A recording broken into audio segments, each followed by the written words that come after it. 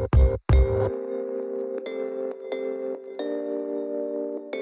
systematic approach, choosing a response option. This is going to be the last step in our systematic approach, step number 5.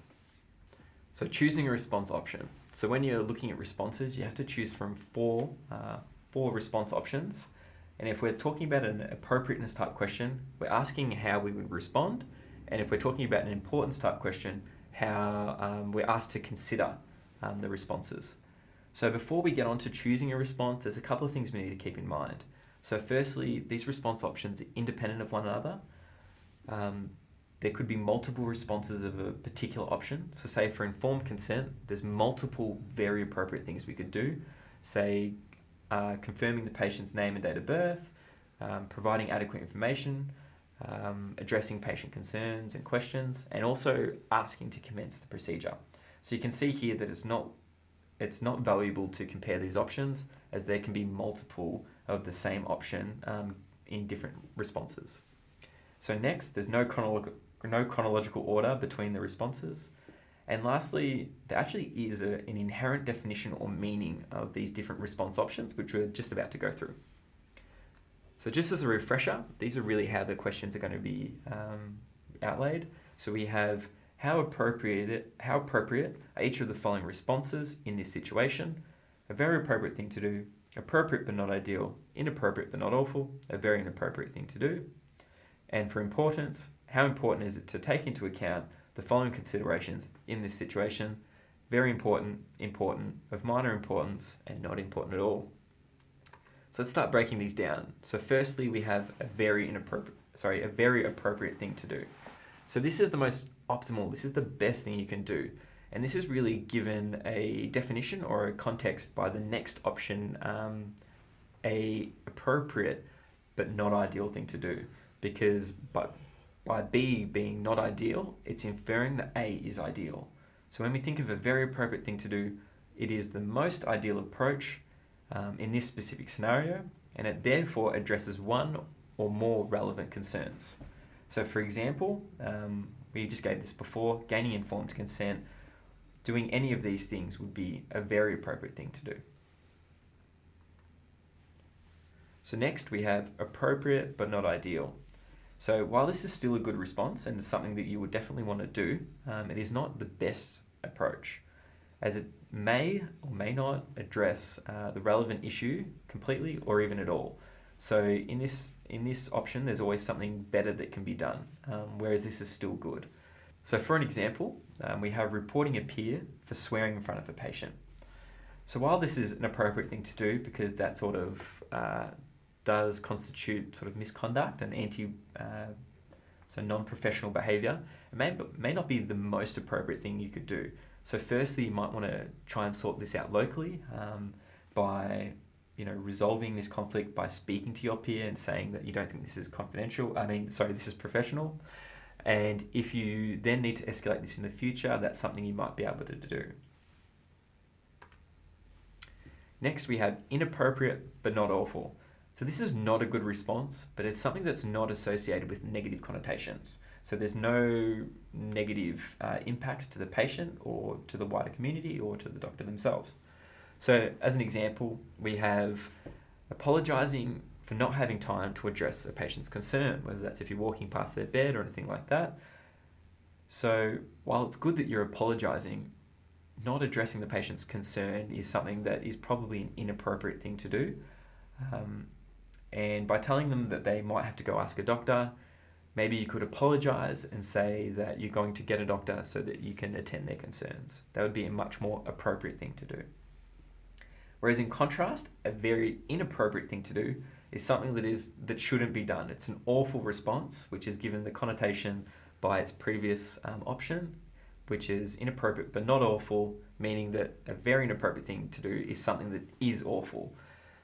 So this makes the situation worse and is associated with negative consequences, whether that's the patient care, maybe the trust of the patient in the doctor-patient relationship. And for example here, we use the same example when a patient has asked you a question as a medical student. You are attempting to answer the patient's concern without getting the help of a doctor. And in some circumstances, you can understand that this really might have detrimental effects to the doctor-patient relationship and their trust in the treatment team. So moving on to importance, we have a very important thing to do. This is something that is essential to consider, and it is really going to be crucial in determining how we respond to the situation. And as an example, the importance of assessment in medical school for future competence. So assessments in medical school are there for a reason, whether that's our clinical skills training or our knowledge-based assessments. They're really determining that we have the aptitude and the skills to practice medicine in the future. So that's a very important thing to consider. Next, we have important but not essential to consider. This one's always a little bit difficult because it's hard to understand something that's important but not crucial to underpinning how we react. So, for example, we could have addressing mild side effects of a certain medication. So this medication is obviously the primary concern and is something that is very important to implement because it's dealing with the patient's illness or health. Whereas the mild side effects, while it's important to consider and it may impact how we respond, we might have to address those mild side effects, they're not really detrimental to the patient's health and they're only mild or minor. So it's something that's important to consider in terms of the overall patient's health and their compliance with the medication, but it's not something that's crucial or essential. Next, we have something of minor importance. So these considerations of something, considerations that have some significance, although they are unlikely to affect our decision making. And if we somehow manage to forget or not consider this response, it's not really going to have any major impact. So, for example, the competence of a medical student in doing a particular procedure who has not completed their clinical skills assessment.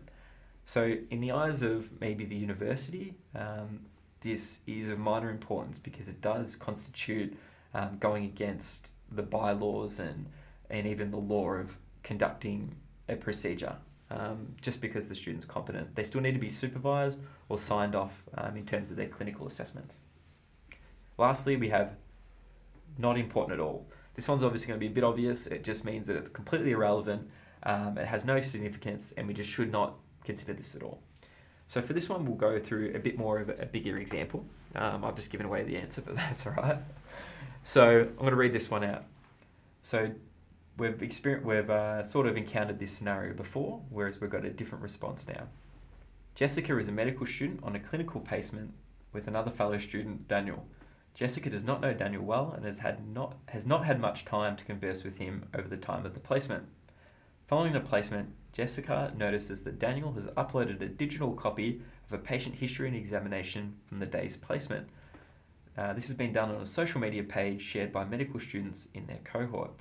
The post states that other students may find this interesting and helpful. However, Jessica notices that the patient name and personal details are written at the top of the document. How important to take into account are the following considerations for Jessica when deciding how to respond in this situation. So here we have the fact that Daniel had good intentions to promote the learning of other students. So our role in this scenario is Jessica, another medical student. We're not the punishing institution, we're not any supervisor, we're another medical student.